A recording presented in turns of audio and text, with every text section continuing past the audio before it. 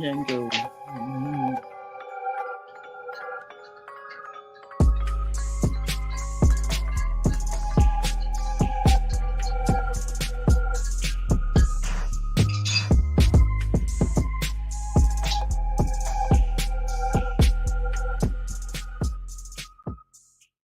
Hello everyone, and welcome to another horror review.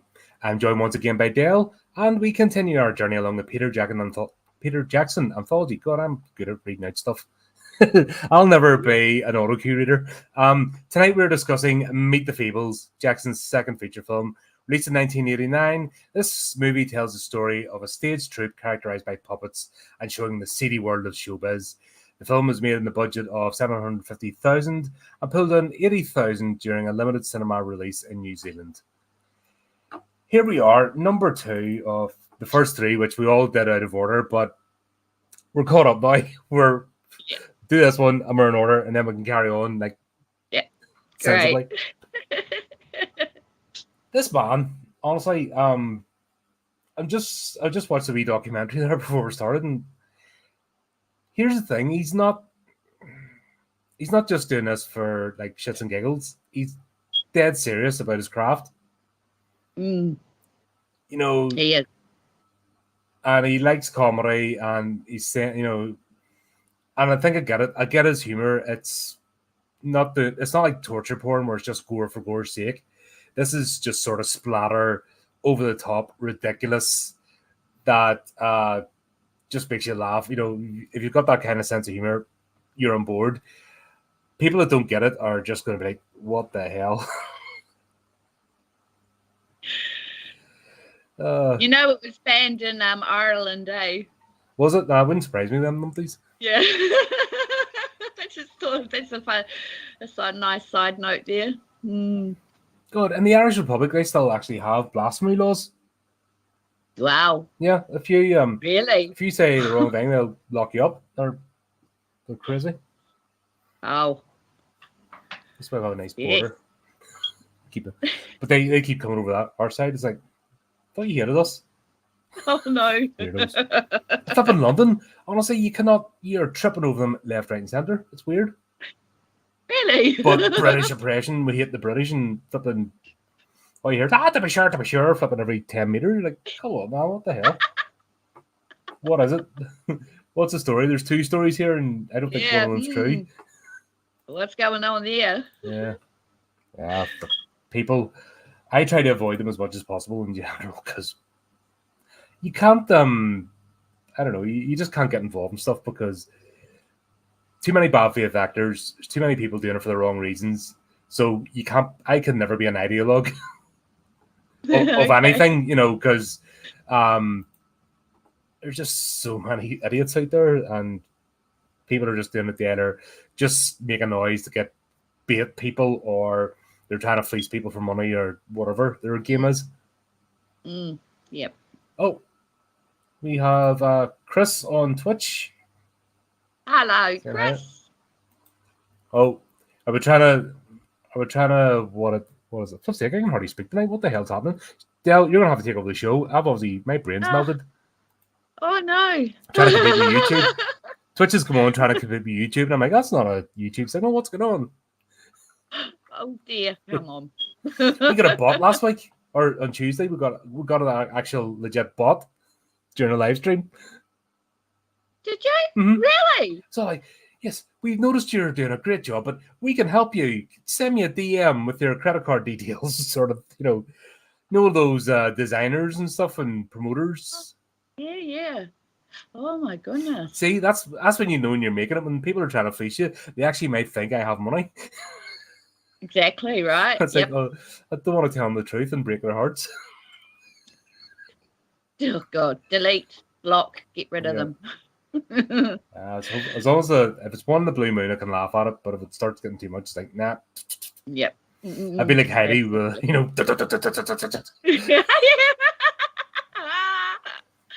Oh, I do. Back to this movie, just bonkers. No. It's not brain dead level of madness because obviously this is the second one. So now we can see there's been an escalation, and that's why brain dead is where it is because he's just been like ramping it up. Like So this definitely Yeah. sits between the two. Like, Yeah. I was quite surprised actually that he'd gone from Bad Taste to this one and then decided to go on to do Brain Dead. Because it's so different. It's completely different. I think he realized that, oh shit, it was a total flop. I better go back to zombies. Basically, I don't know how the hell he got Lord of the Rings making well, this one. that's Maybe what we're they on this didn't journey see to it. try and find out, because Oh, this one was insane. It was just all sorts of wrong as yeah. well. Oh, More it pushes every button. In fact, I'm surprised people haven't tried to ban it, because nothing's off the shelf. I'm surprised it's on YouTube. Probably not I'm totally officially. blown away it's on YouTube. Yeah. Because you know they're quite rigorous with some of their censorship, and I this think was a beauty. I think because it's puppets. Yeah, I don't Sorry, know. we are absolutely boiling. I've got fans and everything going, and still hot. Yeah, I think the only reason is because of puppets. We're getting away with it because Yeah, I don't know. this was it can't have been done with humans, human characters. oh, No. absolutely not. No. But then the ridiculousness of it is because it's animals, animal puppets. But how accurate did he get the animals? Like, this is the thing. I didn't put it, but in the notes. But he's actually looked at each animal and he went, "Well, a hippo would do this, a rat would do this, Yeah, walrus would do that." You know what I mean? He's actually thought about them, yeah, and you're like, yeah. He has, because I think what he's done is because he wrote it. He recorded all the vocals and the voices and the dialogue first. So I mhm. think that the only reason he managed to pull it off was because he had written it all up first, and then he could add the characters, that would fit his dialogue. So I Yeah, think he did really well. He did really well. I mean, Harry the bunny, what do bunnies do? And then look what he happens to him, oh it's dear, like that he's was um, particular when it comes to choosing these creatures, these animals. yeah, and using the stereotypes and everything. He didn't mess about. And that's uh, there's such a cleverness that Yeah. I think if people get over the initial shock and they actually look at this from because I was at first, I'm like, bloody, you're sitting there going, Oh God. what's happening? I was like having to pick my mouth up off the floor a couple of times. And I was watching it, like I said, I was watching the documentary, and everything's awfully polite and very, very reserved, and oh, this is all just jolly good, and you're like, and then you hear them, Yeah. I can't wait to watch that. But just yeah, his mind is just mind blowing. I mean, it took 4 writers to write it, so you can see possibly how they managed to spread it all out amongst each other, and then they all brought it together possibly and reworked it and maybe did the storyboard stuff and that, and then they plonked these wonderful characters in there, and definitely humans couldn't have been used in this, but oh god, no. yeah, I really loved the ending. I have to bring it up that no puppets were harmed in the filming of this movie. I just thought that was brilliant. That was a really good goodbye. Yeah. So Yeah, because it did a whole thing about what happened to the survivor. You're like, okay, right, okay. But yeah, even he was saying when he was recording this, even with in the audio booth with the voice actors, he would be thinking, okay, if somebody's getting up from a chair, then I need that in their voice. yeah. So already he was in his head, he's visualizing in his head, and he's getting that level of detail that, okay, you can't just be like this. If you're getting up, you have to be like, okay, and actually go through the Yeah. motion. So you Yeah. almost had them physically acting. Oh, absolutely. Genius. But yeah, good point about no puppets are harmed, because the life expectancy of a feeble isn't very long in this movie. If you're a feeble, you're basically you're rolling the dice with death, because you're disposable. Just feed it to the garbage creature, whatever Yeah, I the don't heck know that what the hell that was, but yeah, boink. was. Was that a parody maybe of Oscar the Grouch? I don't know. Apparently these are officially part of the Muppets universe. Because Yeah. Peter Jackson did a cameo in one of the Muppet Show, and it's one of the ones that they put a bit close to the knuckle. And I think he had a fable on board, and he's actually managed to make them officially part of the Muppet universe. But it's something Oh I my don't think Jim Henson Studios want to talk about. Wow, that's so funny. He's a clever bastard. He really is. He's Oh yeah, Jim Henson-esque puppets. I mean, you got that straight away, well, right? Heidi was Miss Piggy. Let's be honest, you know. Oh yeah, totally. Yep. And Wobbert, I don't know if he was like a Kermit character, but he messed it. But it's the hedgehog. Yes. Even that, the fact he curled up when he got shy, you know, that, oh, he's curled, and everyone's just like, oh, yeah, he's a hedgehog, he curled up, that's what they do. That's a level of bloody detail. He's like, the genius of it. It's like transgressive fiction, you know, the underdog comes in to saves the day, you know, because he curls up at the slightest, I don't know, slightest noise or conflict, he just curls up into a ball. So, you know, once again, Peter Jackson chose the most wonderful animal to portray that, you know, as a personality. Yeah. So I thought that was really well done. One thing I've always had it's not just a Peter Jackson, but it's one thing I've always had a problem with is when people use animals, you know, as a negative connotation for human behavior.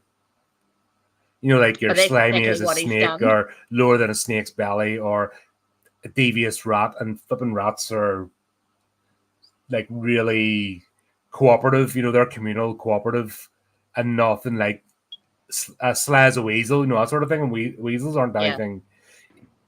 It's just funny that the way people need to blame others or even another creature for their own behavior. Yeah, I think that's probably why he did this in puppet form. Was I don't know, the way to portray human behavior, I guess, at its worst. And I mean, you know, all the different themes that were running through this.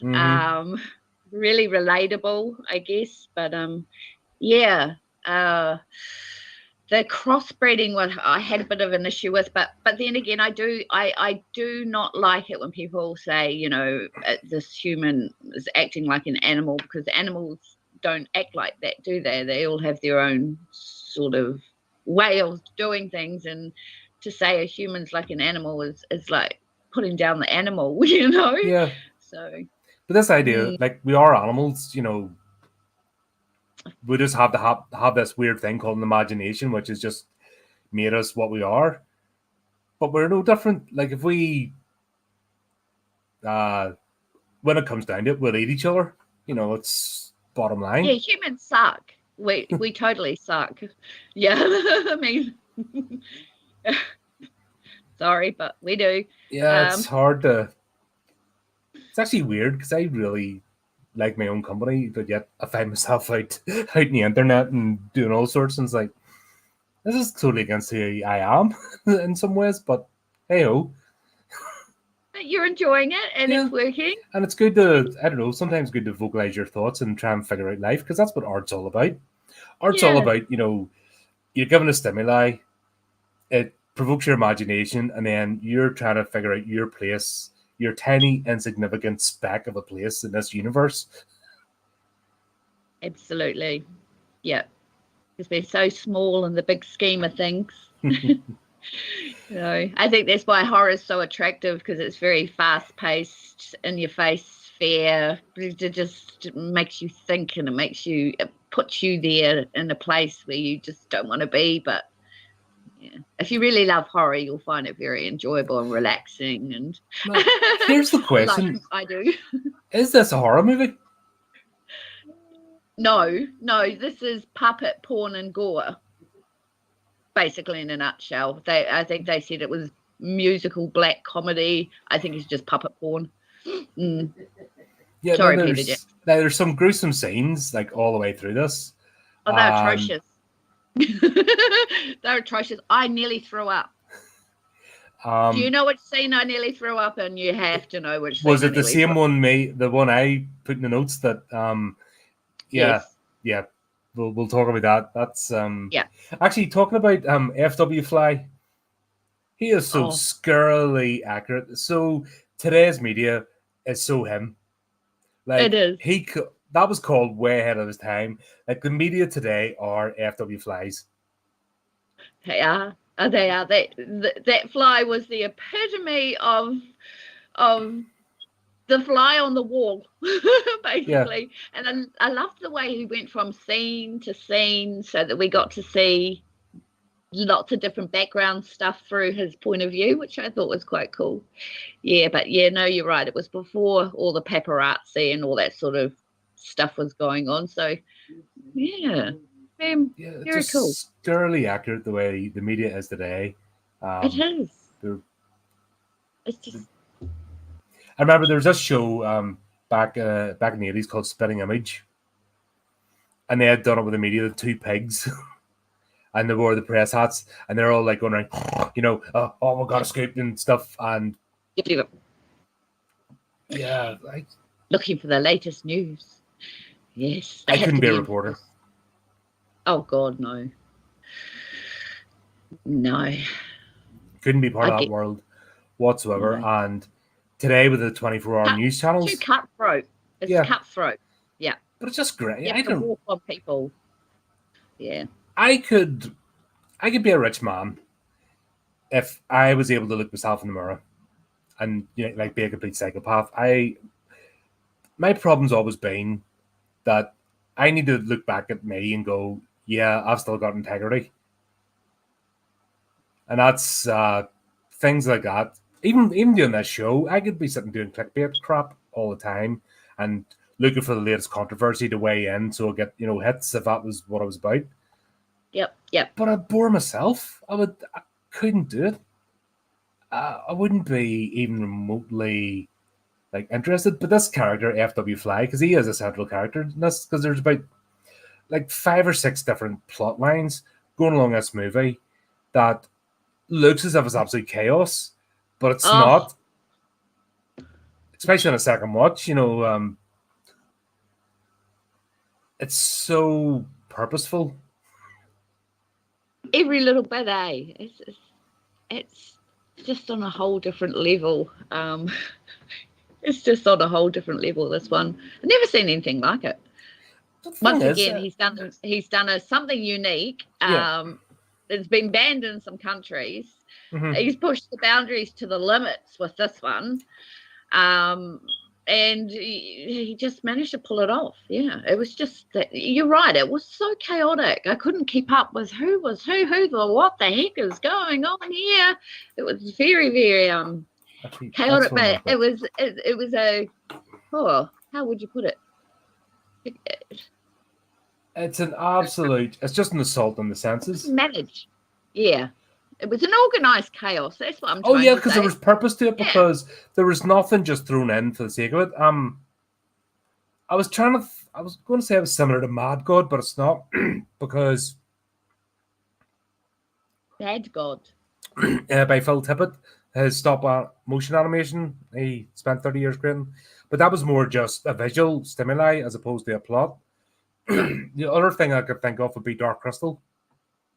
Oh, yes. Oh, God, that's just brilliant. But I would compare these two. See, in terms of animation and puppetry and level of detail, I would say these two were comparable. Oh, absolutely. Oh, yeah, absolutely. Completely different. On a fraction of the budget and no reality.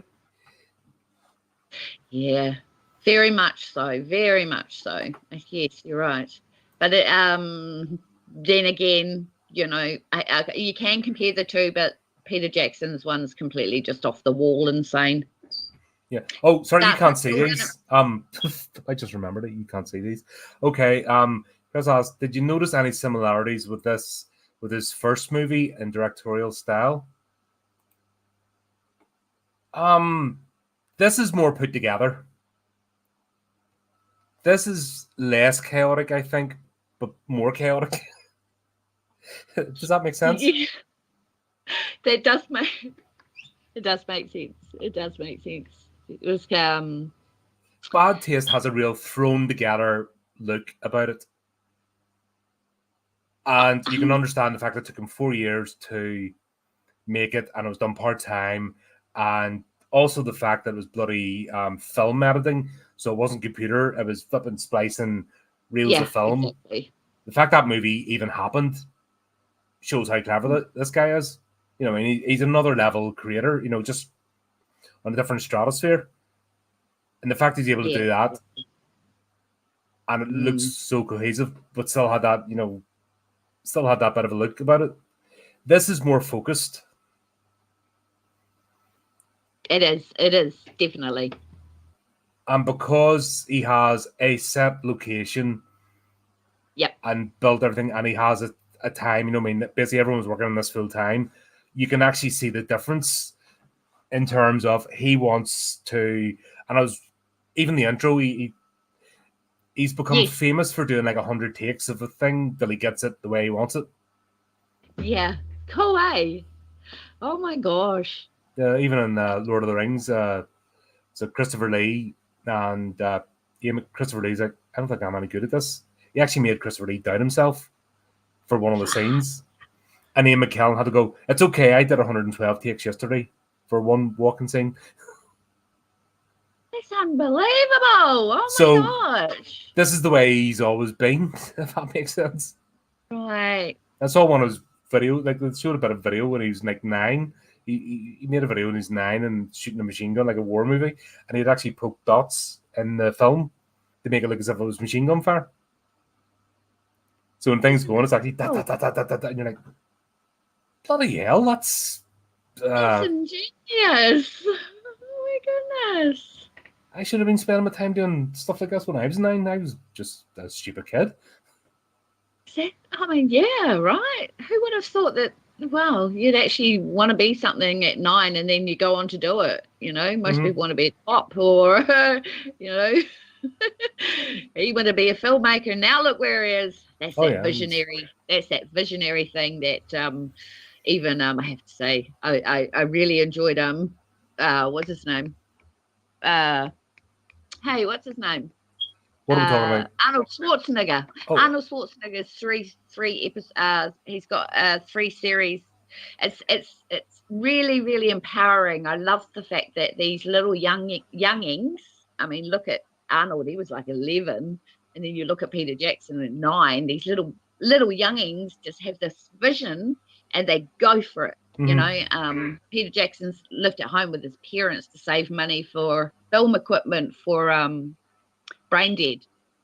So, you know, I mean, that just goes Brain Dead or whichever one. Bad Taste, I think it was. Bad Taste, yeah. So, yeah, pretty cool. Yeah, and let me run through the cast, as in the characters, just so everyone gets an idea of the number of people. And bear in mind when I read this out, these aren't background characters. Everyone gets a scene. Everyone has dialogue. Everyone actually has a purpose in this movie, right? So we've got Robert the Hedgehog, Heidi the Hippo, Barry the Bulldog, Chorus Girls. Even they have like scenes. Bletz the Walrus, Arthur the Worm, the Baker, the Newspaper Mouse, the Paperboy. The one who's going extra towards the end. About it. Got because it's going by the actors who are playing them, so that's why it's a bit out of order. But the announcer, you know, and welcome, Meet the Feebles. And then we've got Lucille the Poodle, Samantha the Cat, Dorothy the Sheep, got the female rabbits, the fitness tape voice, Sebastian the Fox, Daisy the Cow, who's Madame Bovine. Oh God. We'll talk about her. Sandy the Chicken, Cedric the Warthog, 8-Ball the Frog, even that name. Seymour the Alley Chicken,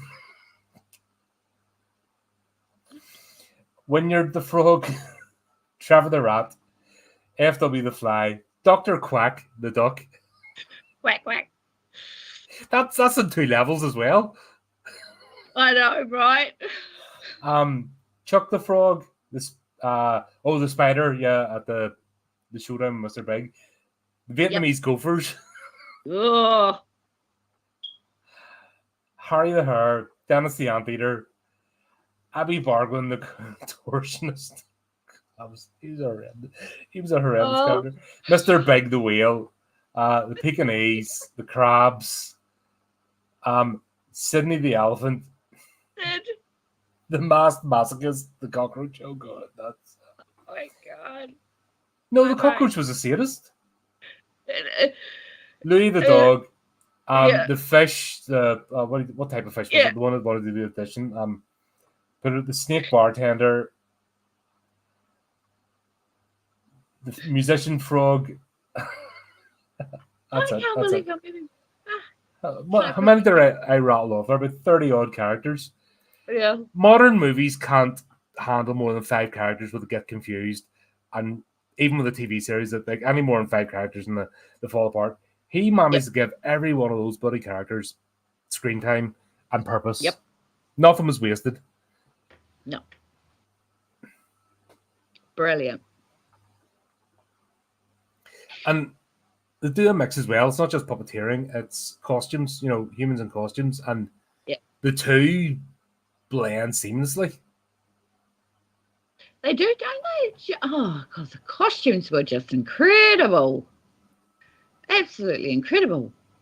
The bulldog, I loved him. His face was just amazing.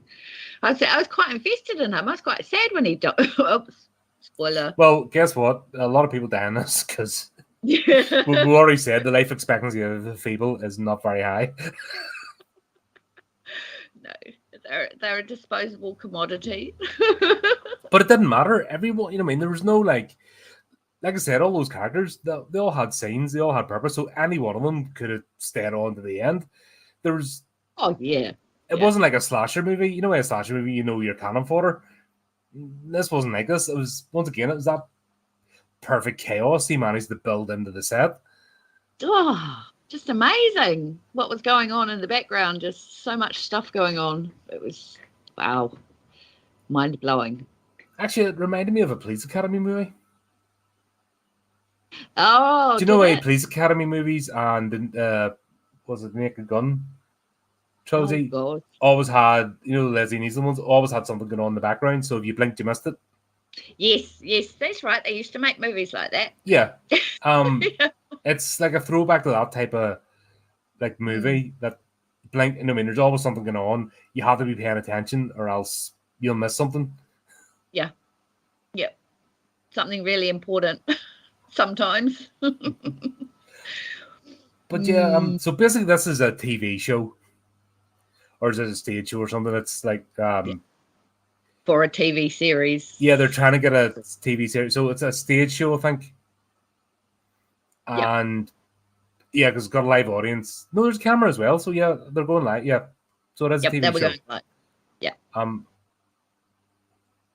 it's all it's supposed to be kids TV, I think, family entertainment.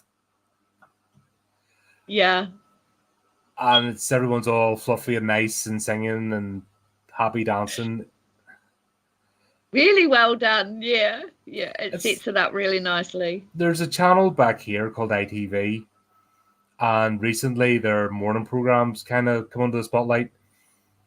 And I don't think Meet the Feebles is too far off it. Really? Yeah. Oh. It's funny because it's turned out it's hardly anybody watches daytime TV. Like, it's only the unemployed. Yeah, of course. Yeah. And even that, like the morning TV and that, up to lunchtime, nobody watches. It's got, I think in the UK, it's stayed steady at like 1 million viewers. The whole time.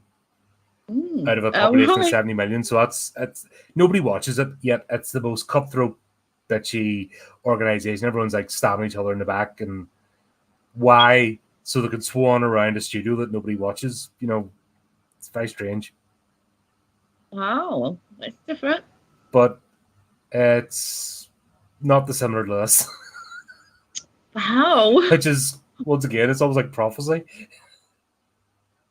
My gosh. How bizarre.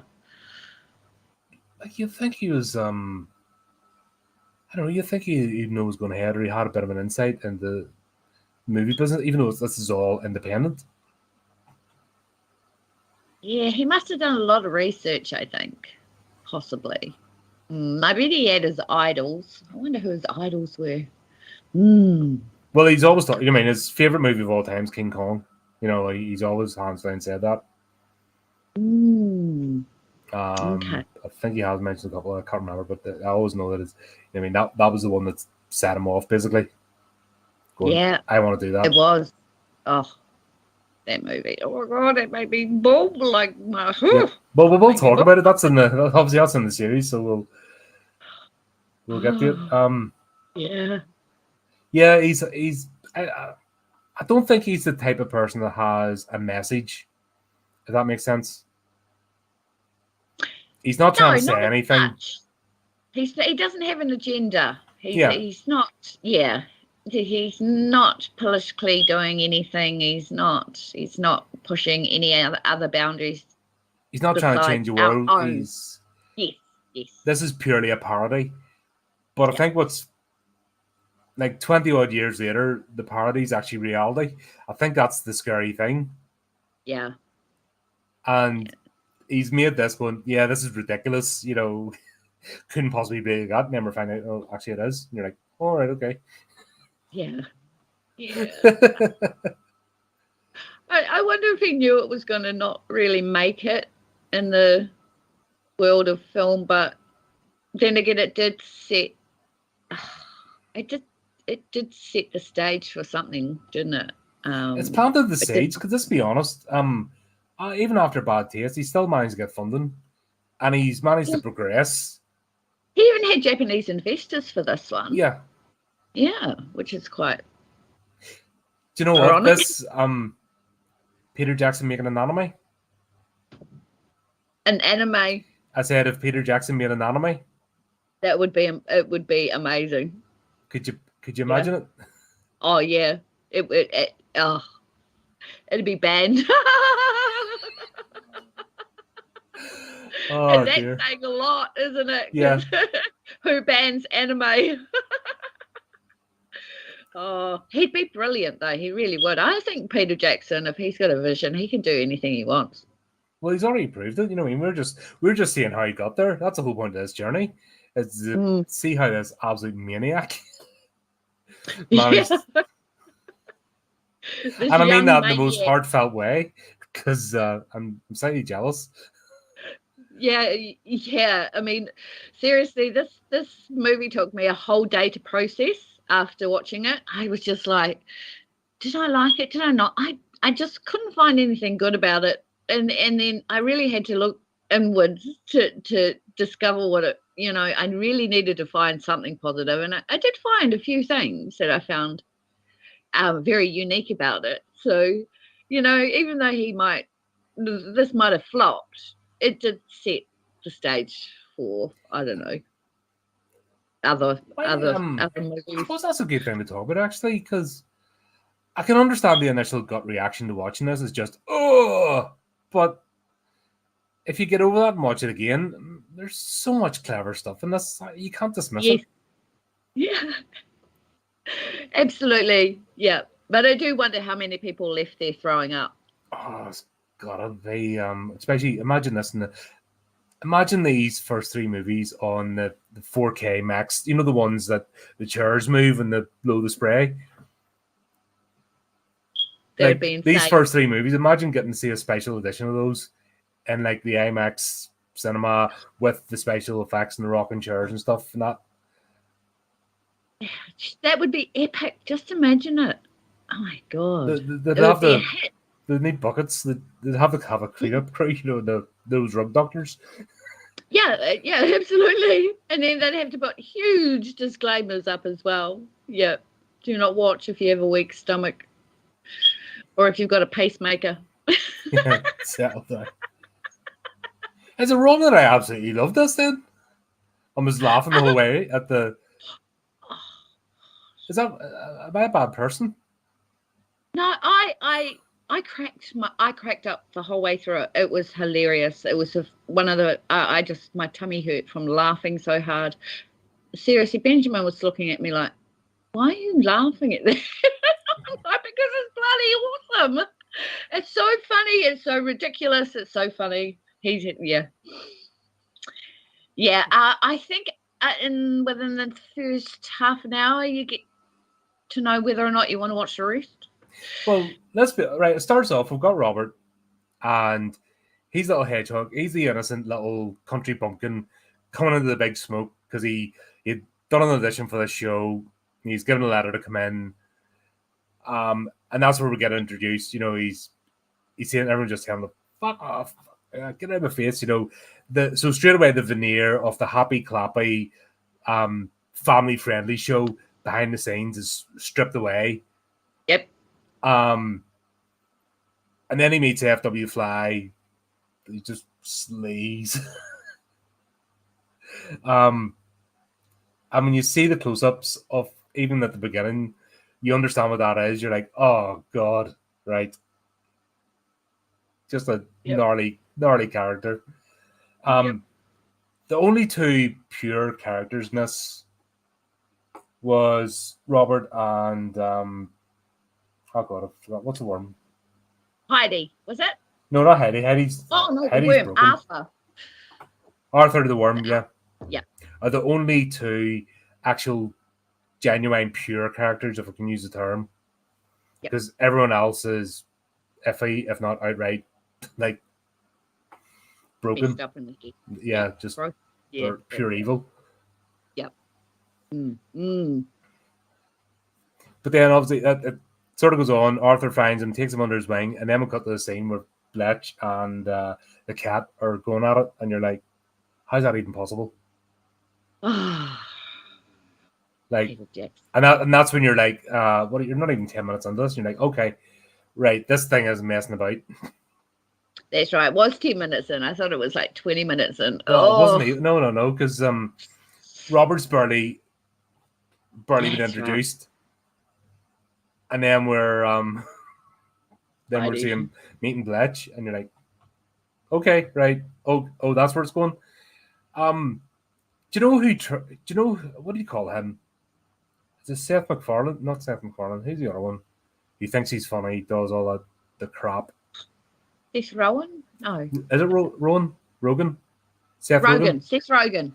Right. He's a Peter Jackson wannabe. Yeah. He thinks he can push the boundaries. He thinks he can do crude humor. And it's great. He's not even like the tip of Peter Jackson's finger. You know what I mean? He's a nothing. Because that's the only two comparable types of comedy that says, but Seth Rogen just is nothing compared to Peter Jackson. He's a fanboy trying to he might have seen needs or something and trying to get that, but this comedy is deeper. You know, there's more going on here. It's definitely black. Oh yeah, definitely. There's no black comedy. Yeah, there's no fun and sunshine here. Maybe that's why I like it, because it's proper dark comedy. Yeah, you're only going to laugh if you're a horror fan. Yeah. And you love all that sort of stuff. So it's not strictly a horror movie, but it's definitely geared towards horror fans. Yeah. It certainly is, considering it's puppets. And I think people might have... I'm not too sure what the censorship was of this, whether it was classified as an R13 or an R16 or a PG even. I wouldn't be surprised. I doubt it. I couldn't find it, but I'd probably say it was an R13, but I wouldn't even... It's got to be an R18, really. It would have to be an 18. There's no doubt about it. I got in when I was 13 to watch it at the movies, so, and I tell you what, I couldn't remember a damn thing other than I knew there was a big hippo lady in it. That's all I could remember. So, yeah, I went and watched it at 13, so obviously wasn't an R18. Okay, I think because it was puppets, that's why. That's why. I think that's exactly why. You'd not get away with this with human characters. Even though there was human characters inside the puppet suits. Yeah. But I think people were dropping their kids off to watch this movie thinking it was about puppets. And it was a puppet show. They had no idea what the hell they were going to see their children in to watch. I think they traumatized quite a few kids. Was this the first movie of this type where it's under the veneer of a family-friendly show, but it's really not? Yep. Has there been anything before it? What do you reckon? You've watched probably more horrors and that sort of stuff than I have. Yeah, I think this is the first of its kind where it's messing with a genre. Absolutely. And brilliant. Why not? That's what it's for. Nothing sacred in terms of this is only because you start off as a kid, you can watch cartoon, you can watch animated movies, you can watch puppeteering, but there's no reason it can't be brought into adulthood because even go far as back as Jason and the Argonauts, there's puppeteering in it, so why not? Right. Yeah, right. Interesting, hey? Absolutely. We'll have to give props to the actor. I forgot his name. I saw it in the documentary. Who plays Heidi? Danny, one of the writers. Yes. Yeah, Danny. Yeah, right. He was actually one of the writers. Yeah. Yes, but nobody here sits in laurels. Everyone's hands-on. You don't just get to be a writer. You have to be involved because there's not enough people. Yes. Peter Jackson also played the alien. Yeah, he was in the audience as one of the aliens for Bad Taste. I was going to say, did you see his cameo? Yes, I did. Yes. Of course, I didn't know it was Peter Jackson at the time, but I saw it was a Bad Taste alien. Yep. And he's also the cameraman. Yes, he was. Yes. Amazing. Yeah. So that's that whole thing that he had. He didn't make this movie to make money. Mm-hmm. He made this movie to show his skills. He did. I don't think he gave a shit that it flopped. It's in his collection. He got to stretch his fingers and got to do all these sorts of different things. And it's just like, what they did with the making of Bad Taste. They all got together and they all wanted this thing to work. Yes. So, yeah, it's like a family thing again. If you have that passion about something and others see your vision, what you're trying to do, then of course you're going to succeed. If you're doing something for the right reason, the monetary success may never happen, but you'll get things made. You'll find a way to get things happening. And I believe he's one of those type of people. Yeah, he must have the gift of the gab, or he's just No, I think he's just a genuine visionary. That's what exactly. I think if you even you see him in interviews, he's invested in what he's doing. He's not just giving fluff. When you see big Hollywood directors, they're trying to talk the most overrated director of all time, Christopher Nolan. Right. He is so up his own backside. And he doesn't have a personality. And he thinks he's cleverer than the audience, and that's why he does these. I have to explain to the stupid people now, and he puts these daft scenes in his movies. I have to let the plebs know what my big brain's thinking about. What's sort of like about that? Showboating, I guess. Yeah, but if you're a sycophant or you're just climbing the corporate ladder, that's you only get on board with likes of him because of his name and connections. But to me, you would see Peter Jackson, and he's just in his scruffs. His hands are dirty. He's just made up his latest batch of goo, whatever it is, and he's laughing with his team, and everyone's hands on. And you'd pick up a brush and start sweeping the floor. You'd do something. You just want to help out in some way. That's the impression I got off him. Wow. And Jackson. someone like that, they're precious in this world. Is that me?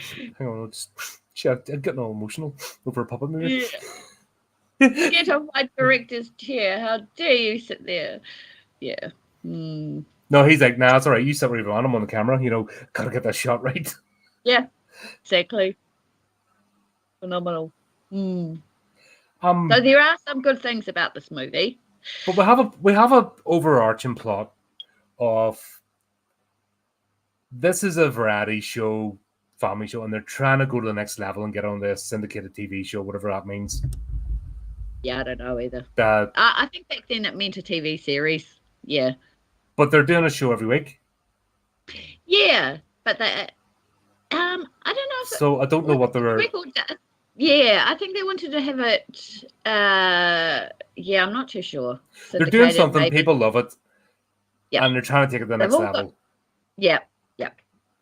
However, this whole thing is almost a front for Bletch's criminal activities because he's a gangster. Yeah, which we find out eventually. Yeah, that's quite cool. And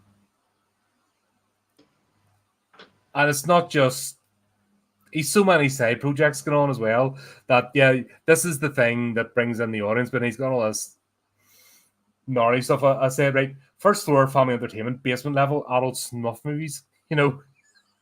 So at the same time, there's family entertainment going on. There's flipping adult movies going on in the basement at the same time, interacting with the same cast and crew, and you're like, yeah. Like, you could picture this in real life, people passing each other in the corridors, Oh, I know. What a laugh. Oh, my goodness. There were so many different things going on. It was, really well put together eventually. Yeah. And then it's following almost the story of Robert as a character, Yeah. Being the wide eye. I think he's the audience point of view. Because it's his shock of seeing this world is sort of our shock of seeing it. Yeah, you're right. Yes. Yeah, absolutely. Yeah. Uh-oh, I actually like Christopher Nolan's movies. It's nice I can hide in the chat for this one. Some of the stuff's good, but I'm just saying, people don't follow him for the same reason that you follow Peter Jackson. Oh, who's that? It's Chris. Yeah. And on Twitch. I can see that. Maybe I can see that. Basically, what I was saying is you'd follow Christopher Nolan because he's Hollywood connected. He's the big director, blah, blah, blah. But back in this sort of day, you would follow Peter Jackson when he's barely 2 pennies to rub together, still living with his parents, trying to scrape together enough for equipment. You follow him for his vision, not the become a star. It's completely different. And I can almost say, he's worth stupid amounts of money. I think he's like the 4th highest paid or richest director of all time. Like he's up there, he's went proper upper. I can guarantee he's helped out the little guy now. I think he does have a number of projects in the New Zealand film industry. Yeah. Oh, what's happened? Sorry. Oh, there we go. Sorry, I lost you there for a sec. All right, just one quick. Yeah, like I was saying, you follow Peter Jackson for a different reason, and I guarantee the fact he's made it, he's not forgetting those that helped him up. Yeah. And I can almost guarantee he's looking towards the next generation. He's just one of those type of people. Yeah, I'm wondering how many, if people have actually even bothered to look back into his back catalogue, before he became mainstream.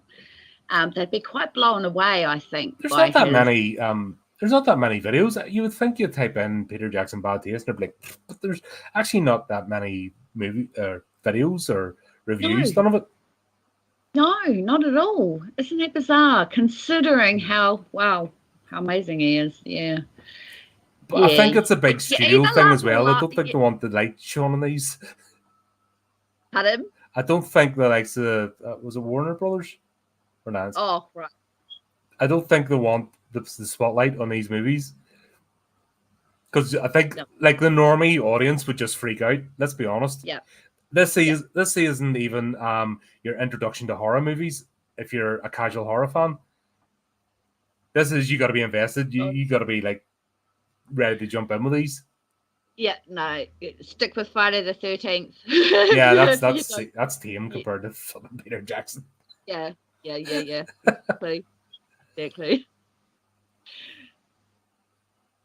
I like the way. So we actually get to see one of the renditions because the only thing we've seen so far is the intro to Meet the Feebles. Yep. And then nothing's been about the actual show and what's in it. No. And then we're just like, okay, so what's going on here? And then we see the castle scene and the bulldog, who's actually an enforcer, is a singer as well. Yeah. Which is just insane. It is. You know, I mean, you think his Bletch's heavies would just be his heavies, but no. No. He's got a singing soft side. Opera. Yes. It reminds me, do you remember, actually, we're talking about Arnold Schwarzenegger. Do you remember Running Man? Yes. The Running Man? You know the opera singing guy with the lightning bolts? Yes. Oh. That's who I was thinking of. Oh my God, you're so right. Yeah.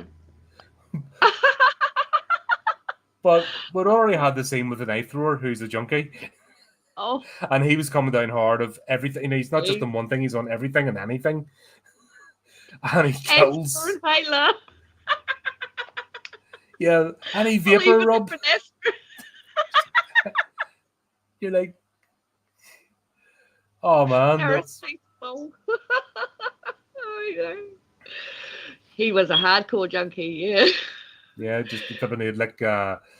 And what I really loved was the way that they even made the puppets look like they were deteriorating. Oh my God, it's so funny, you know, like Harry deteriorating and Heidi, how they managed to make her deteriorate, and that junkie dude. Yeah, he looked like a meth addict.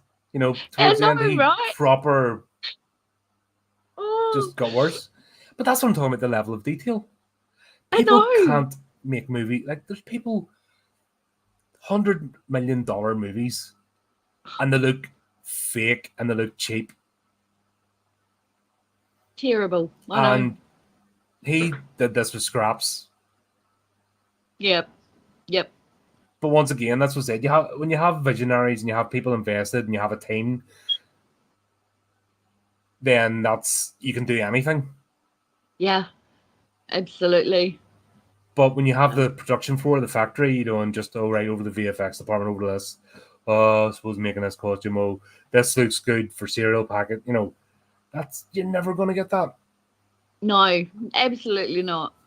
I actually love the way that character was brought in to introduce the drug cartel theme through the movie. I think that was really well done. You know, he was so sick, and having the DTs or whatever the heck you call those things.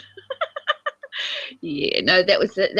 He's Peter Jackson's quite artistic when it comes to delivering scenes. You know, everything's different. It's just like it's not done again. It's only done one time. Yeah. You know what I mean? Like, yeah. But that one time it has to be right. Yeah. If it's not right, he doesn't. You know. Right.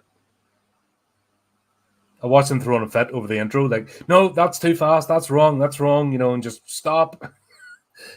Wow. But he's not screaming like a bat. But he's just like, no. You know, he knows what he wants. Yep. That's what's lacking in movies nowadays. There's not even close. There's not even remote. There's not even a sprinkling of it. No. That's what I'm saying now. This is the time for independent creators. Write your stories, make your movies, make connections, do whatever. But especially hitting October, there's going to be a drought because of this writer's strike, which I have no sympathy for. There's opportunities to get in touch with folks. If you've got a story, get in touch with a filmmaker, you know, blah blah blah. or a chance to actually push forward the indie scene. It'll never take over, but there's no reason why I can't get traction. And Yeah. if you build fans, if you have fans and people that appreciate what you do, they stay with you. As long as you have integrity and produce the goods. So now's the time to do it. Definitely. While they're on strike and they're desperate for writers. No, I mean just make independent stuff. No, stay away from that machine. That'll destroy you. Oh, I see what you mean. Yeah, now's the time to get right. Reach out to local cinemas. Cinemas are going to be the way forward, because they're going to be down for movies. Try and keep their doors open. So independent film festivals, they'll do short ones, get people together. Yes, you mentioned that last time. Yeah, what a great idea! I just think it's a good opportunity if people jump on it. Yeah, wouldn't that be cool? But everyone thinks Hollywood's the golden standard, and people keep chasing it, which I don't get. It's not though. It's so not. It's just so not. Why are the writers on strike? There's a reason. It's greedy, lazy. That's what I mean. You see the stuff's getting put in. They're worried about AI because AI will do a better job than them. Do you think Peter Jackson was ever worried about AI? Exactly. Do you know what I mean? No. AI couldn't do what he does in a million years. They'll never develop that level of sentience. Lately, I've been submitting my stories, and I keep getting these questions popping up about it. Is my story AI generated? And I'm like, what the heck? Putting that into submissions now, it's like, wow, of course it's freaking not AI generated. Oh my god! But once again, you've got bad faith actors who are doing it. Jeez. You know what I mean? So that's it's people will take the easy way out, but it does show. What a bit of a catastrophe, really. But you've seen people as well. They jump on bandwagons. No creative energy. They just want to be famous. They want to make money. They want to be big star in the lights. But that's why I'm saying that's why people who follow Peter Jackson stay loyal to him. That's why he's had the crew, because they know this guy has a vision. Yeah. And they know he's a storyteller, because believe it or not, in between all that sanity, like I said, there is a story of they're trying to get the rehearsal done and everything just keeps going wrong. Robert, because he decides the improv a flag waving bit because he thought that Italian guardsmen would patrol the moat, and then he gets sentenced to death for it. Yeah, I know. Yeah, right. You're the new knife throwers assistant. Basically, you're dead. Yeah. Wow. Is that really an interpretation of showbiz? I suppose it could. I would say yes. When you see the stuff that's come out and the stuff that we don't see, you know what I mean? Don't forget, we only see a fraction of what actually comes out. Social media has really opened our eyes. That's why the Hollywood star's dead. There's no showbiz star anymore. No. Because really. When it's 3 o'clock in the morning, they've been in the bender and they're like, dippity, dippity, dippity, dippity, dip. And then they basically show their arses and show what type of people they are. And any mystery and veneer's gone. Yep. So, and they get caught and they ruin their career in 5 seconds. Yep. Gone. Yep. I'm saying that's the stuff we see. Yeah, that's the stuff we see, right? Yes, we don't know. I mentioned that TV channel again. They were covering up stuff for years by the looks of things. And wow. You know what I mean? It's only come to light, and what else is going on that hasn't hit the news lines? That's why I'm saying this is a parody, but it's not. It's prophecy. I know, right? I mean, this was filmed in 1989. My goodness. Yep. But yeah, an elephant and a chicken. Crossbreeding. I don't know. Never. There's no way that I thought a walrus and a cat, but an elephant and a chicken. Nah, there's something's down. There's no. Don't get it. One is not walking away from that. I don't get it. I don't know why he did that. But it was just a weird, it's just so wrong. Sid is just he's daft as a brush though, and I would say he's one of the more innocent characters, but he's not as well. He's like, I know, right? Because when we first see him, he's brandishing a whip or a chain or something on yeah, he's stage. supposed to be an animal tamer of the trouble type things. Yes. But that's a bit on the knuckle. It almost looks like he walked in from the basement and went into the set instead of where he was meant to go. Yeah. Oh no, God. And that's why I'm saying that kind of layer of humor is built in as well, because it's so easy that somebody could walk in from the wrong set and end up the wrong stage. Yeah. Yeah. Which Robert, Mm-hmm. once again, we're seeing this through Robert's eyes, and he does that. Yep. He walks in the wrong place at the wrong time. He does. He does. It's done really well. Yeah. And everything's not just, when we talk about the Muppet Show, the Muppet Show, it's family friendly, but they did all the gags and the jokes, but it was all chaotic just for the sake of doing the gag and the joke. Yep. Where Peter Jackson did, the whole thing with Sid and Sandy is that's foretelling for later on with his baby. Because when you look at the pram, you're like, that's his. What are you thinking of?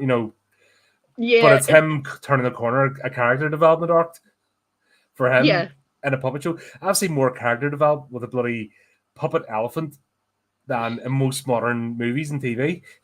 Exactly right. Exactly. The whole scene with Madame Bovine, Robert accidentally walks in and then goes to punch the cockroach, but it's.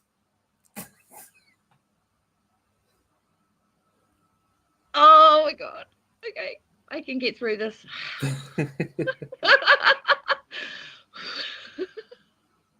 But it's funny because we know what's going on even before it.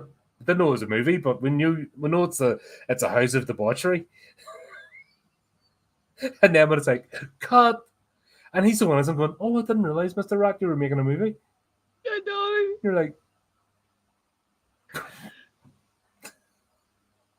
And then the cow sits in the cockroach. Because it's like. Oh, no. She sat on his head. Oh. And then he fed to the garbage disposal monster. Oh, he's dead. Never mind. Yep. We need a new character. That's a well-fed monster. Oh, wow, man. Yeah. That's all that stuff happening down in the basement is, Peter Jackson, what the fuck were you thinking? Yeah, but mate?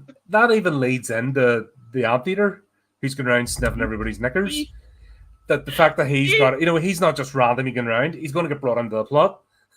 And that's why I said every character has a story arc in this. And it's just like, how the hell do you wrap this around your brain? Like, I'm reviewing it. And I'm trying to wrap my brain about how these characters all in. These guys plotted it out. Right, this is going to happen, that's going to happen, and flipping big spider graphs. How did they even know to do that character with the nose? It's just like, where did you get this from? Oh God, I wish I could just take his brain and open it up and have a look around. It's like, what the heck? Yeah, give me some of that and I can. Oh God. Oh dear. One of my favorite scenes in this was the golf scene, believe it or not. That was really well done. I love the fact they took the characters out of the theatre to give them a bit of breathing space, I suppose. Just seeing them on the golf course, they were great characters. The costumes were bloody amazing. But I was wondering why they didn't just get the drugs then. Well, it was a quantity, wasn't it? This was a sample. It must have been. Because when you went to the warehouse, it was all in boxes. It was all. Yeah. So I don't know. Yeah, this was like a meet and greet. Okay, here's your sample. Yeah. Yep, definitely. Great costumes, though. Hey. Absolutely, and seamless.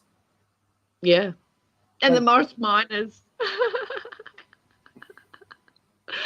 Oh wow. Yeah. That Morris Minor, the limo. What a great car. Brilliant. Wow, just imagine having one of those. Oh, during that documentary that I shared with you, he's driving Yeah. the wheelchair car, Morris, Is he? that one so he actually uses that car. Wow. So that didn't get Yeah. ditched after bad taste. He's still driving around in that. Oh, he would have kept all his stuff, all that collection. Yeah. Yeah. Wow, amazing, eh? I actually had a look, and they're part of the Morris Minor Club, so I guess that's why he's got the use of all these Morris Minors in all his films. It's like his little significant object that he uses throughout all these early movies, isn't We'll it? have to find it in Lord of the Rings. I think it's in Hobbiton. I do think it's in the Shire. It's the only place it's going to be covered in moss. Possibly. It is. There's going to be a Morris Minor there, and it's covered in moss. I guarantee it. Ooh, have to have a look.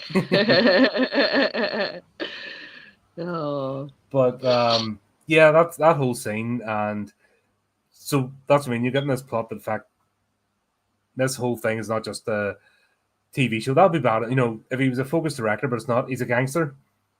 So why he wants to get on the syndicated TV, get more exposure, doesn't make sense. If this is being used as a money laundering exercise and a front. I actually, when I thought about it, I thought, well, I think that was to do with greed, perhaps. He thought he'd make lots of money and make it big and showbiz, and that would just add to his other stuff he's doing in the background, down in the basement and with the drug cartel, and he seems to be wanting more and more money, right? Yeah, because people that got it's never enough. So grab. Yeah, definitely. But yeah, who doesn't want a stretch Morris Minor limo in their life? Like, I know it was a model. He said that it was a model. It wasn't an actual. But why hasn't one been built? Yeah, it was a model. There's 4 different models. Wow, that was so well done. Gosh, it looks so real. Fooled me, honestly. I was a bit when they're taking on Mr. Big was a model, but I mean the initial driving and stuff when they're coming out of the garage and all, I'm like, no way. But Yeah, they're all models, and you're like, right then. Wow. He probably just couldn't get one built. He probably didn't have the money at the time. Yeah, that's what I mean. To actually build, we know that he's the type that would have built a working one, but if you think about that engine size and chassis to make it into a stretch, that'd be a task. So yeah, he just used camera trickery and it worked. Still, I'm even looking at it, knowing it's a model going, that's brilliant. I had no idea. Wow, brilliant. God, I forget the name of the poodle. Robert meets the poodle and falls in love with her. Oh, Lucille. Lucille the poodle. Then we had this whole plot as well that like instantly falls in love and tries to woo the dude. They decide to get engaged because she's innocent too. Yes, that was very quick, wasn't it? Mm-hmm. Did you find that a bit quick? Like the time span kind of didn't really add up, but then again, when the first thing went wrong, he split up with her, so kind of also demonstrates that not getting to know her first and being infatuated, not mistaken infatuation for love. Yeah. So it wasn't like it wasn't stupidly done; it was done deliberately. We I suppose we didn't need to see all that romantic stuff. Yeah. Maybe he decided to cut it out. Yeah, but he initially woos her, then they decide they're for each other. Yeah, I guess. But then that's even the rat that he tries to basically drug her because he's trying to bring her into the sleaze because Madame Bovine's getting too old. Yeah. And they're losing views. Yeah, and that's that was enough for Robert. Like the first thing that happened, no context. He's like, "No, I'm out." So it kind of shows that they did rush into it. But then later on, obviously, he saves her, so he like realized he did love her. So there's a whole arc there as well. deliberately done. Yeah, you're right. Yes. Definitely. Yeah. But But yeah, more crossbreeding. so we're seeing all this madness and insanity happen as they're trying to get the show, and at the same time, Bletch is trying to get this drug deal to go through. And it turns out that the drugs are swapped with borax, which I had to look up because I didn't know what borax was, but it's like a floor cleaner. It is. Yeah, it's powder. It was. It's not. It's not around anymore. I don't think. All right, go. Yeah, I think it's discontinued. But yeah, that was pretty cool watching that. But that was no. And the way so casually, like it's the anteater, he gets done because he goes into Bletch's office with some documents and like, oh, by the way, here's a line of drugs. Don't mind if I do. Like so casually as if it happens every day. And you're like, okay, then that's the sort of place that it is. That's right. Yeah, absolutely. Any other time, it would have been normal, Not and he acceptable. got high and cracked on. So you're like, okay, that's so. Bletch isn't hiding who he is. No, not at all. And everybody knows, and nobody cares because it's showbiz. Yeah. Which is not obviously real, but oh, yeah, it is actually. That's the problem. Oh, I suppose there's a lot going. Yeah. There's a reason why these people have to preach a lot and say that they're good people because they're really not, and it's more like they're afraid to look in the mirror. So that's why they do all that stuff. Yeah, you're right. Because when it comes down to it, they're scumbags. Yeah. Ah, God, yeah. So trying to get this happen, we'll have the knife thrower tries to kill or not tries to do his act with Robert, and then he has flashbacks because he told his Vietnam story. Oh, which that was kind of taking the mick out of the Deerstalker and Apocalypse Now sort of thing. Yeah. Or Deer Hunter, isn't it? Deer Hunter. Sorry. So they filmed that. They actually filmed that Vietnam scene in secret, and they called it Frogs of War, and then they filmed it in secret, and then they implanted it back into the movie, which was I found quite weird. But then when I think about it and I think back and some of the slang words they were using in that scene would definitely not be appropriate nowadays. Oh, people have freak out. In fact, there's a particular phrase when we get the sodomy song. I was like, oh my God, Twitter would go mad today. That's the But once again, that's Peter Jackson on hold down his views. It's the character, But he got away with it. He got away with it, Peter Jackson. Oh, we haven't dropped a minute. Dear. Man, seriously. I'll not even repeat it because I'll get visited by the Rainbow Mafia. Yeah, no, and I'll get banned from YouTube. You know what I mean? It's just like the difference in 30 years. It's just like, wow. But then again, there's nothing here done with nastiness. Oh no, of course not. And that's what frustrates me about today. Once again, that's why people virtue signal a lot because they've got something to hide.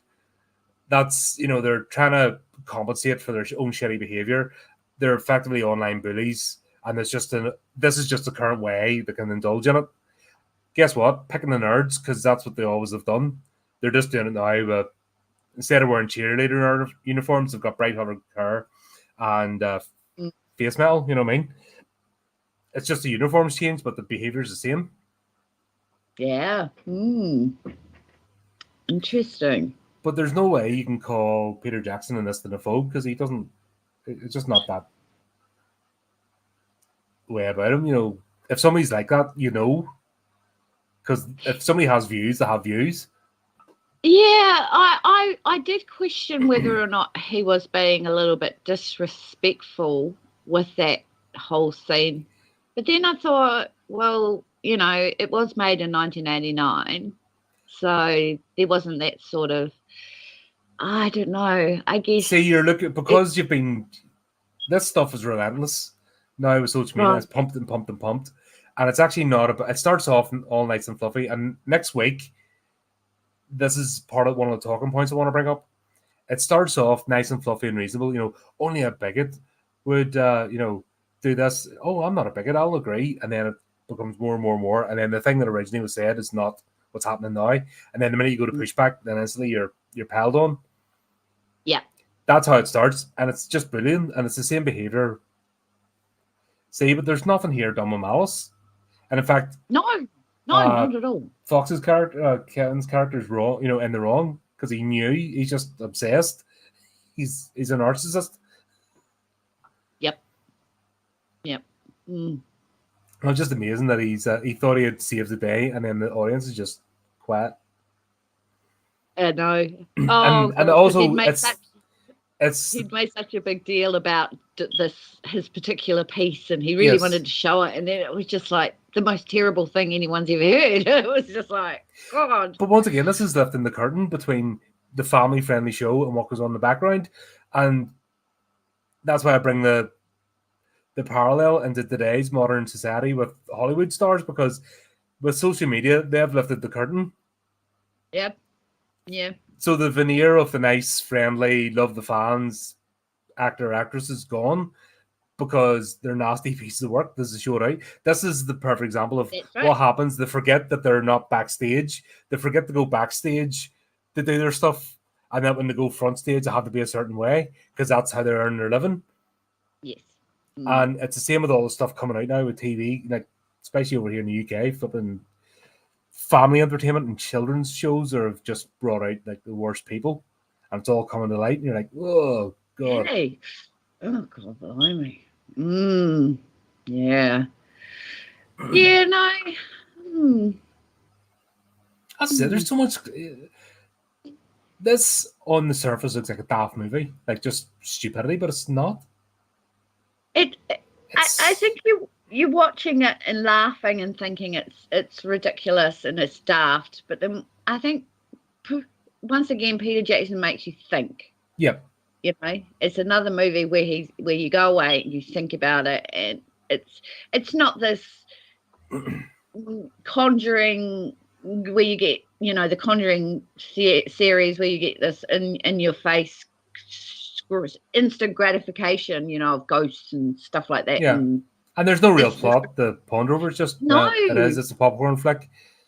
That's right. It's just this guy's imagination coming out, and he didn't even care if it made it in the box office or not, and it was just something to add to his repertoire, I suppose. But then when we look back, he makes movies he wants to watch.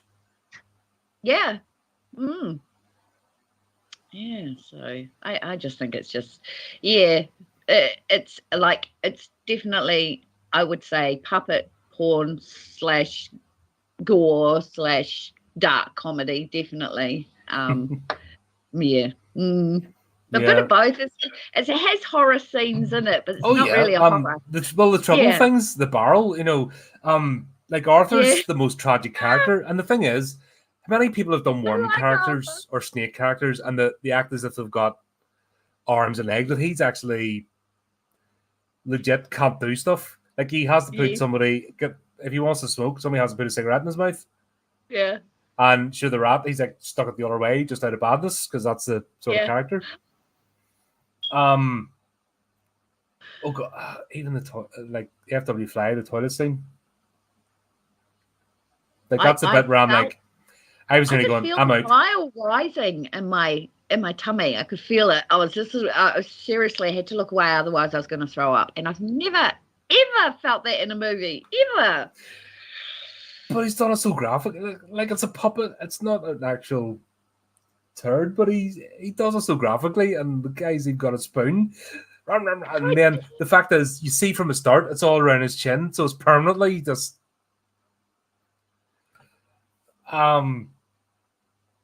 Sick. It's supposed to be sick, and it worked. Yep, it was disgusting, but funny at the same time. How Yeah, because horrid it it's was, once again, it's done on that. It's not. What gets me is it's not shock for shock's sake. No. Because that's what a fly does. We see it in the street and people don't Yeah. clean up after their Right. dogs. They land on our food, right? Yes. And that's why you're like, Yeah. straight Yeah. in the bin, because you know where it's been. Exactly. So he's just made it so visceral for us to feel it. And I have a generational family of spiders that live in one of my pot plants. oh, how cute! But it's just they're just house spiders. But obviously, the original one's gone, but it's obviously All the another babies. one. Yep. But the reason I leave it there is because we bloody flies in summer come in and they just end up there rather than anywhere else. And it's not doing me any harm. It's on a plant. It's not like the whole house is covered in cobwebs, but where the window they all come in, guess what? There's cobwebs and flipping. Yep. It actually adds the plant. Yeah. But, good one. Oh. So it's natural, you know what I mean? He's taken, once again, each character is natural to what it would be. Absolutely. The spider and the fly. I mean. Yep. And like I said, the fly scene in the toilet is like, oh. And then that's used again later on. To get him out into that room. Yeah. Very well done. And you're like, nothing's wasted. Like I said, it's not done for shock. It's just showing that this is brilliant. Oh, carrots. You're like, oh, God.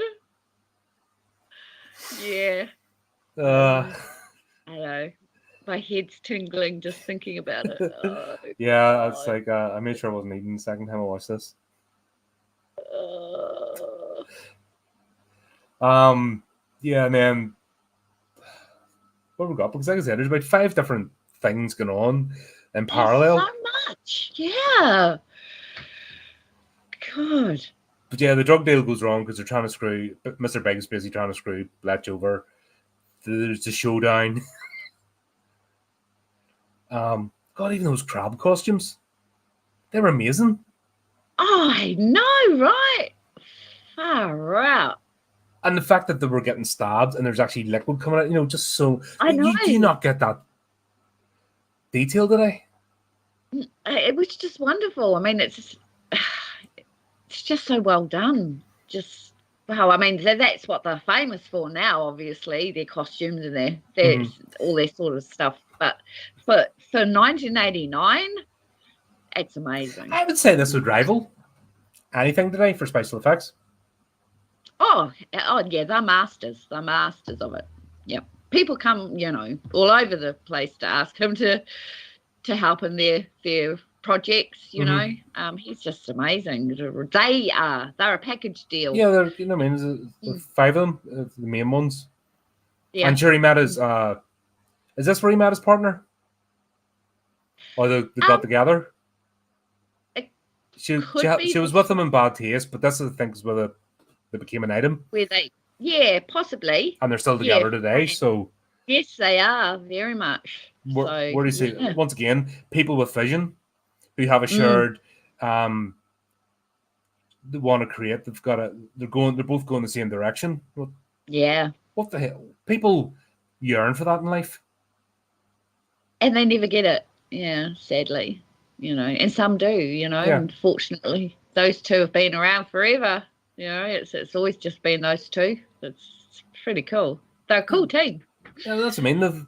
Their passions brought them together and they've made a life, and that's it's amazing. Like, and they've set the whole world around it, around doing this and making a name for themselves. Yeah. What's the other plot? Yeah, Bletch is cheating on Heidi, and then we find out that it was Heidi made Bletch what he was because he was just he was only starting out in the entertainment business. That was a cool little flashback. I really enjoyed that. And even the change, because it did it in black and white. And yes. From the grimy theatre production studio to Eloquent Bar, like they changed the whole tone, and like brilliant and it fitted. Yep, absolutely. And we get to see how Bletch got to where the hell he is, riding off Heidi, and then he's treating her like that. You know, that's just another moral to the story, I guess. Yeah. Another plot. And then the Sammy's cat, she's just wanting her place. Yeah. It's just that character was done quite well, that little cat. Yes, she was, because you just, that's like people that cheat and stuff, that it's usually because they hate the person, you know, they want to, it's usually of envy or jealousy. It's usually not, I don't think there's really a case where somebody cheating's done it out of love, you know, oh, I really love this person. Instead, it's never, it's always that sort of nastiness, you know, and ulterior motive. And that's why never, long term, those things never work out anyway, because it's never done for the right reasons as such, you know. But even to use the cat, choose a cat for that particular was really great. Yeah. The sleazy cat, you know, the linky cat. Slinky cat. And then Heidi catches him, she refuses to perform, and then that's the one for the TV syndicate. And you see everybody their life tonight, and then Let's goes to make up with her, have makeup sex, and everybody's waiting outside going, is he going to do it? Is he going to do it? And you're like, I know. This is mental. I know. It's like, how real is that? Does it really go on? I would say yes. Honestly, nothing would surprise me now. Yeah. What people are prepared to do. I've just got to that point. That's why I don't react as much to sensationalism, because there's very little will surprise me now what a person's prepared to do now just to climb the greasy pole. Or keep a job, not even save their life. We're not even talking about, you know, your life's on the line. This is just jobs and the potential to make it big. Like politicians do my head in, because they're already rich, but they will do anything to save their job when they've got alternative means. So it's not the end of the world. They're not going to end up in the street. They've already got that stuff, but they will fight tooth and nail and destroy anybody in their path. And you're like, really? And it's all across the board, you know what I mean? It's just that type of person. You see it in showbiz. They will push something, you know, that whole thing of pushing somebody off the stage, you know, they'll do that. Yeah. Yep. Just to get, what was that? Even figure skating? What was that figure skating story? Pardon? Remember the figure skater story that? Oh, yes. You know what I mean? She hobbled her rival, tried to get her killed. Well, she nearly did. Yeah, over she? Just the, you know. Tonya Harding. So nothing surprises me what people are prepared to do. This is parody, but it's also very real. Close to the knuckle. I wonder how relatable it is to actors who watch that movie and you know, or people in the film industry who watch that movie and look back and think, oh yeah, you were damn right. I don't think you're damn right. I think that's the other part as well, because the only way you can do that is be completely self-aware. The only way you can be like that, like I said, I couldn't look at myself in the mirror not knowing if trying my best or being honourable or tried to be honourable, you know what I mean? Don't always succeed, but these people just look and go, I'm great, and that's all they see. Yeah. So I don't think it'll land with a lot of them. They'll just go straight over their heads. Not anymore. Yeah, true. But yeah, that's all escalates, and then obviously Heidi's the one that snaps in the end. The woman scorned. And that machine gun, bloody hell, that was proper prop. And it actually fires, you know, blanks, because I saw the behind the scenes thing, and the guys on the, you know, testing it out, and he just wears the naked Heidi suit with the head that like rehearse the scene, and he's on the swing, just go. Brr, brr, brr, and you're like, I know. I actually wonder if it was the same one that was used in the other videos. Yeah, you know. I would say so. I would say that he's got a collection, quite a collection of war memorabilia and an arsenal of Arsenal, just everything. I think everything it's not like everything gets thrown away. Like from the first movie, everything's just been brought in. Yep. What can be used, and then they would have to, because even when, like I said, we did Dead Alive, that's the one after this, but we did it second. But yeah, oops, sorry, we did it first. Yeah, silly me, forgot to read the. Hey, we didn't even know we were going to be doing a filmography, so no, we're just going to look at these three. That was the plan, but then we realised that we need to actually find out this journey, how he got to where he is, because that's you know what I mean. If he just said like this, obviously there's no legs in it. So how did he become one of the best loved directors of all time? And how did he convince people that this is how he can do it? Well, I think once you get through past the shock of this movie, you can, and you go away and reflect, I think you can appreciate the things that we're talking about today. Watch it first, go and reflect for a bit, and then watch it again. Yeah. And you'll be blown away how clever this movie is. Like, it's even the scene with her running. I was going to say that props to the guy in the costume jogging. Absolutely. He did so wonderful. And I was convinced it was a female, just the way she was holding herself up, and stuff like that. I'm blown away to know it was a male in that costume. But that was so cool, her running over the little Feebles and squashing them, and then the rat. No, that was Arthur. He dropped the barrel. Oh, right, yes. Yeah, that's the whole accident. He dropped the barrel. That's right, and went rolling. That's right. It wasn't because he threw them out they were in his room, and he was kicking them out, and then next thing, splat. She did take off running down the hall a couple of times, though. The real diva, I think that's what they were portraying as the ultimate diva, and she definitely was. Yeah, but she was that diva getting towards the end of her prime and starting to realize it. And the diva behaviors hiding massive insecurities. Yeah.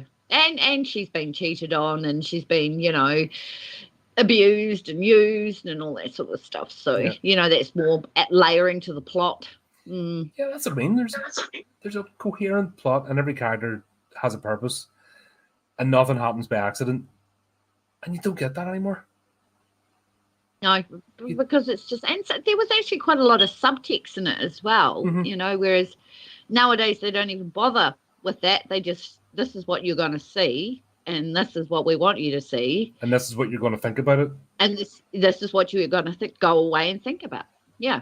And it's kind of manipulative, and it doesn't feel as, it's not as authentic, I don't know. That's what, But that's what happens when you have people with no talent. This has become a glut. It's become a chubocracy, you know what I mean? It's just nepotism is rife. That's their little club. They think that they're untouchable. Reality's starting to set in now because nobody's going to watch these things. No. But no, people don't want to waste their money at the theatre. No. Because it's hit and miss. Most time miss. Honestly, I don't even get excited. I'm going to see The Nun 2 because we're going to review it next week. But if I wasn't doing it, I wouldn't bother. I just wouldn't. Just no excitement anymore for new stuff coming out. That's why I'm starting to look back now, and my reviews are starting to go back in time because I'm becoming that guy, Yeah. Holding on to an era.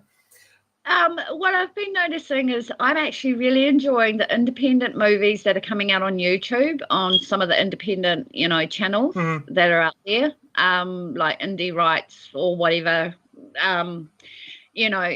There's some real golden gems in there, and then you see it going away because Netflix or someone's bought it, or Neon or whatever, they've bought it and taken it off YouTube, so it's no longer available. But I mean, some of those independent movies were just Jason was speaking to you. Was it Jason?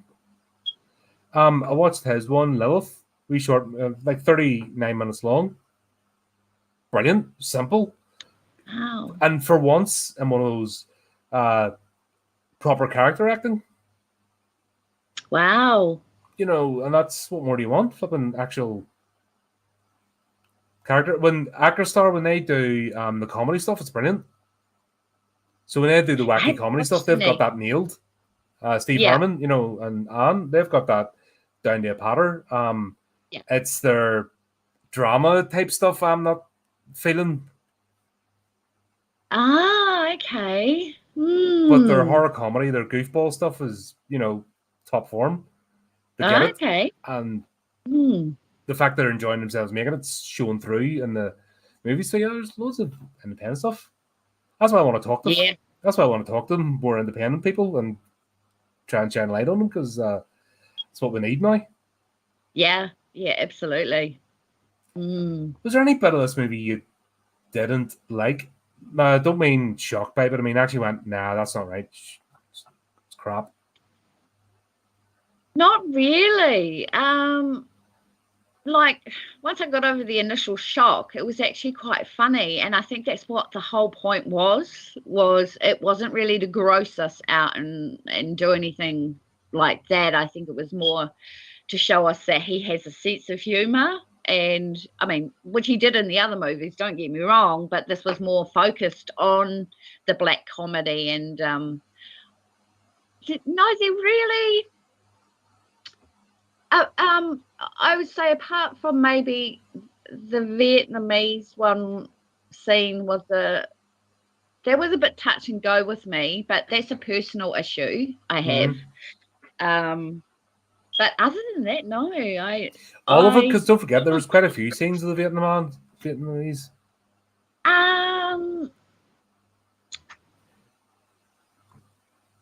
What I loved was that it was filmed in New Zealand, even though it was supposed to be Vietnam, and you could see the New Zealand ferns in the background. But no, I didn't really like that scene. I didn't like the scene. I didn't like it. But other than that, no, I was fine. All right, because that was a parody of The Deer Hunter. No, so I don't know if you watched that movie. No. Right, so that's a parody. That's what they did. They made a parody of The Deer Hunter. So that was a quite a deep movie. It sounds familiar. It's a classic, isn't it? Yeah, it's a classic. Yeah. Oh no, I have watched it. Because one of the guys that was in that scene, in the actual movie, ends up going back because he gets back home, but he can't cope, so he goes back to Vietnam.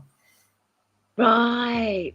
Okay. But it's a heavy movie, by the way, so it's if there's something there you're not too you're, I don't want to use that T word, but you know what I mean. If there's something that you're not happy with, you might not enjoy the movie. I loved. I've done a lot of research on the Vietnam War. I've done in college. I did a huge assignment on it. My dad was in the army as well. Yeah, because it was New Zealand and Australian army had to basically help pull the Yanks out. The Anzacs, yeah. My dad was in the 28th Māori Battalion, so they did some stuff. Anyway, yeah, I don't. Peter Jackson just calling them that G word. That G word got me. Yeah, but that was language of the day. I know.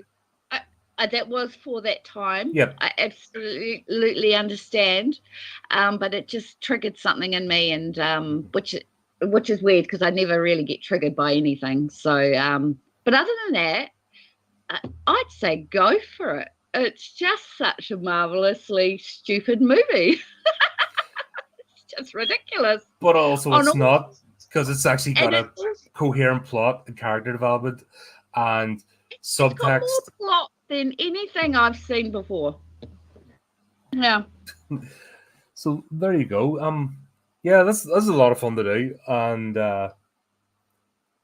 yeah, you can see the seeds of who Peter Jackson is without a budget, and then we can kind of see what he can do with the budget. We'll get that. But Yeah. I think next we're covering Heavenly Creatures, which is a bit of a different. This is where he sort of turns direction. Yeah.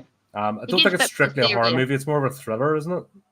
Yeah, it's a thriller with just one horror scene in it. Yeah. Basically, it's a great one. But it's legit. It's part of the, like I said, it's part of the journey because people don't realize this is his background. You know, a horror director made the most epic trilogy of films ever that can't be topped, and everything else has been trying to be Lord of the Rings trilogy ever since and failed miserably. And no one will ever be able to top that. No, that's for all in the picking of the day.